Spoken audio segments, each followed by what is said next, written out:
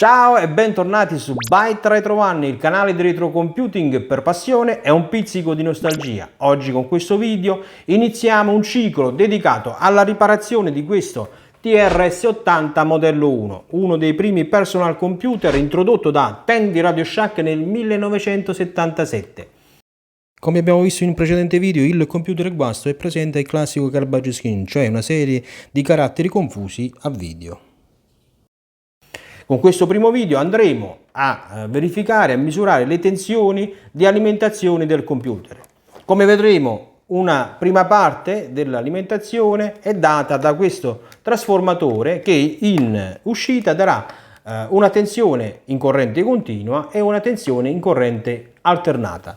La seconda parte dell'alimentazione è contenuta invece all'interno del computer e andremo a misurare anche queste tensioni sulla scheda madre del computer. Quindi restate sintonizzati e ci vediamo subito dopo la sigla per andare a iniziare la riparazione di questo fantastico computer, il TRS-80 modello 1 prodotto da Tandy Radio Shack nel 1977.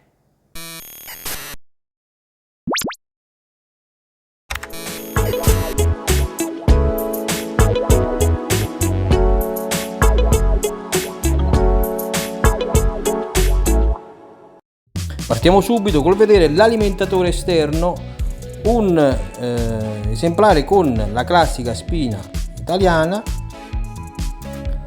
e un secondo esemplare invece con una spina di tipo inglese. Vedete?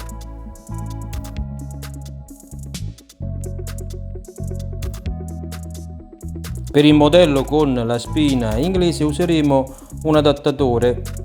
Se ne trovano molto facilmente nei negozi di elettronica. Quindi andiamo a inserire la spina inglese nell'adattatore in questo modo.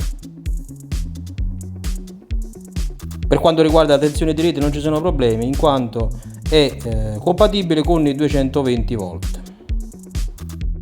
Il primo modello è marchiato Radio Shack, mentre quest'altro porta il marchio Tandy.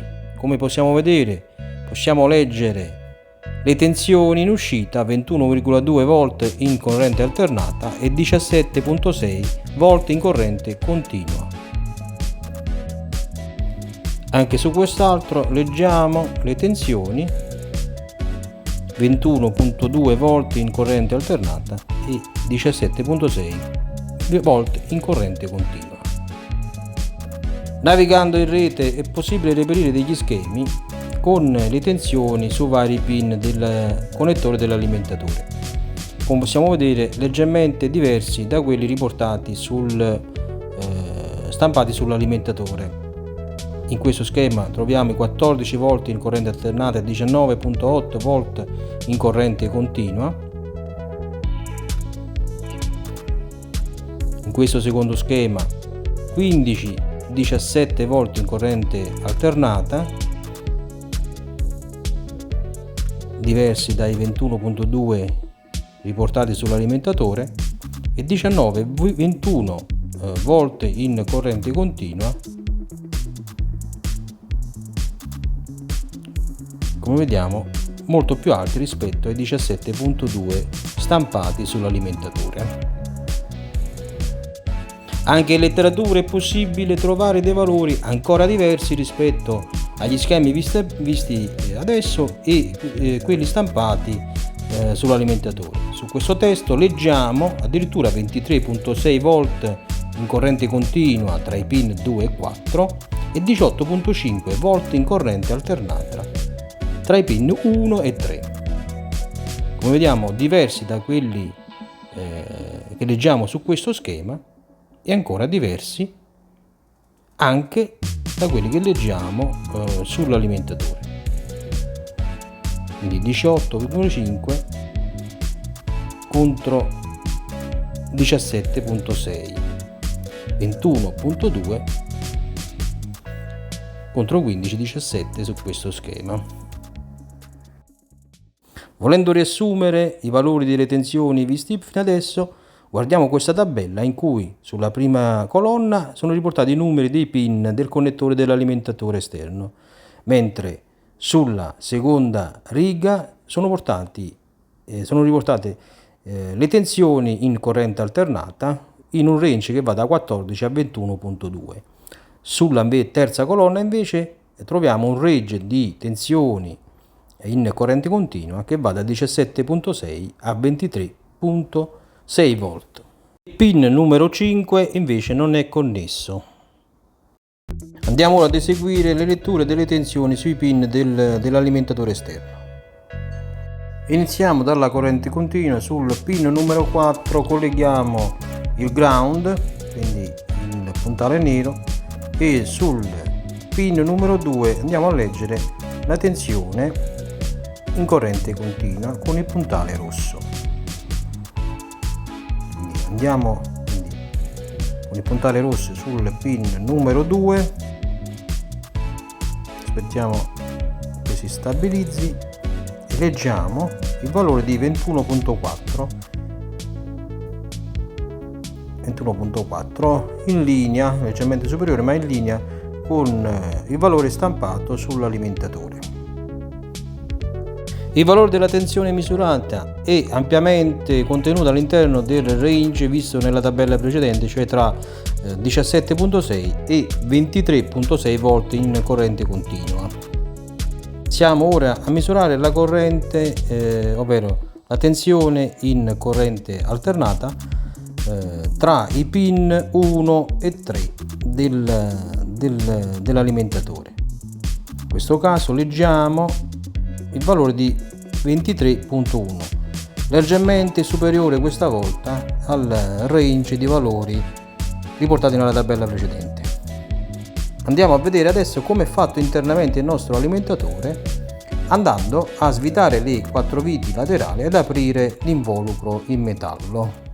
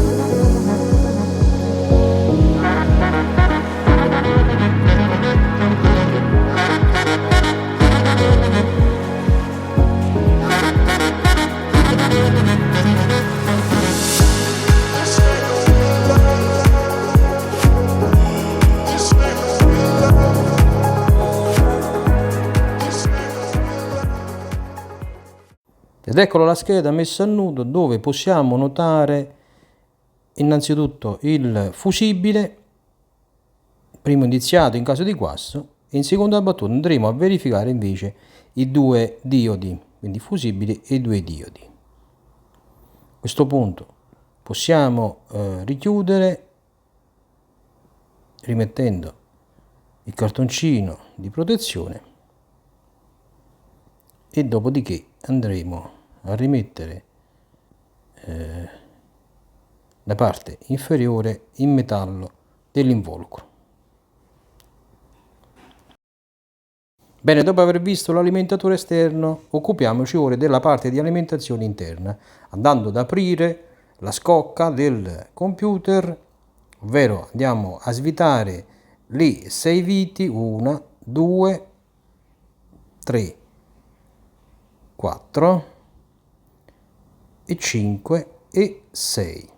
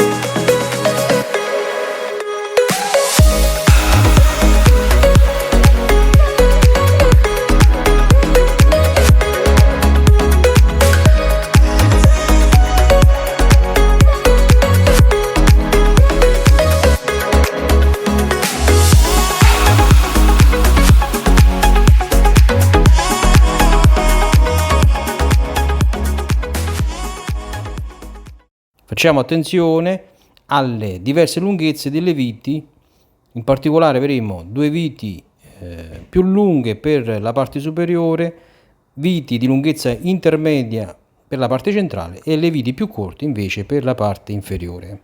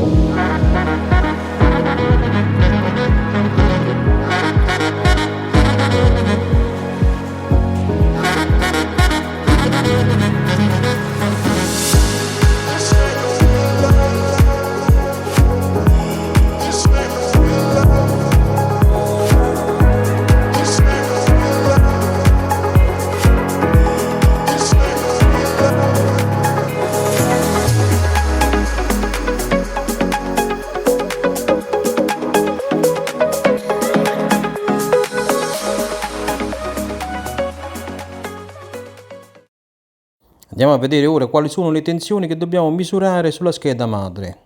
Sullo schema elettrico, sulla sinistra vediamo il connettore da dove parte la corrente che arriva dall'alimentatore esterno.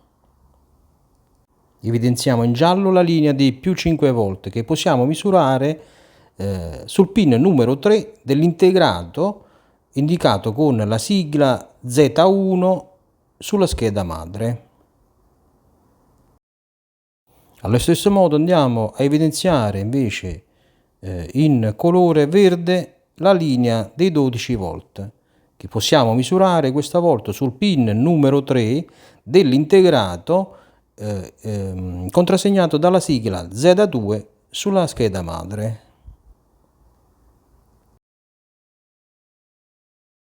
La terza tensione che andremo a misurare è quella dei meno 5 volt. Evidenziamo in colore fucsia la linea dei meno 5 volt che andremo a misurare poi sul diodo contrassegnato con la sigla CR2 sulla scheda madre.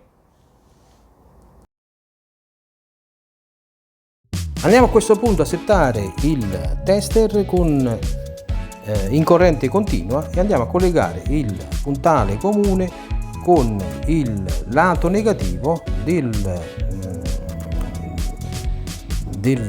condensatore elettrolitico da 10.000 microfarad. Con l'altro puntale andiamo a leggere sui pin 3 dell'integrato Z1 e dell'integrato Z2, rispettivamente i 5 volt e i 12 volt. Quindi leggiamo sul pin 3 dell'integrato 01 4,98 prossimo a 5, quindi, e sul pin 3 invece dell'Z2 leggiamo 11,99 prossimo a 12, valori che possono andare bene. Andiamo a questo punto a misurare i meno 5 volt sul diodo contrassegnato dalla sigla CR2 e leggiamo il valore 5 punto qualcosa. Quindi direi che le tensioni sono nella norma. In quest'ultimo caso abbiamo letto un valore positivo e non meno 5 volt poiché avevo invertito i puntali sull'anodo e il succatodo del diodo. Quindi a questo punto abbiamo visto come misurare le tensioni 5 volte sul pin numero 3 dell'integrato Z1 e 12 volt sul pin numero 3 dell'integrato Z2.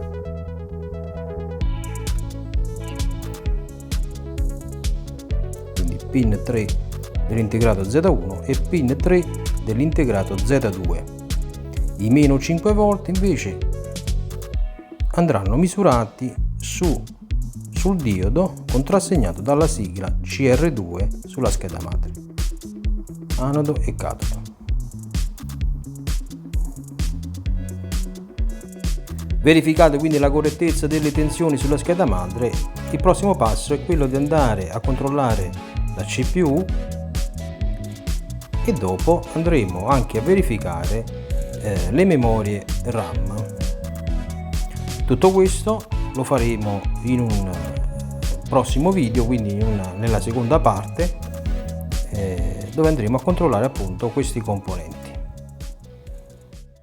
Bene amici, siamo giunti alla fine anche di questo video, spero che vi sia stato di vostro gradimento. In tal caso vi invito a mettere un like al video, a iscrivervi al canale e a cliccare sulla campanella per non perdere i prossimi contenuti. Abbiamo visto in questo video come misurare le tensioni di alimentazione, in particolare sull'alimentatore esterno, le due tensioni in alternata e in corrente continua e invece le 3 tensioni all'interno della scheda madre, ovvero i più 5 volt, più 12 volt e meno 5 volt.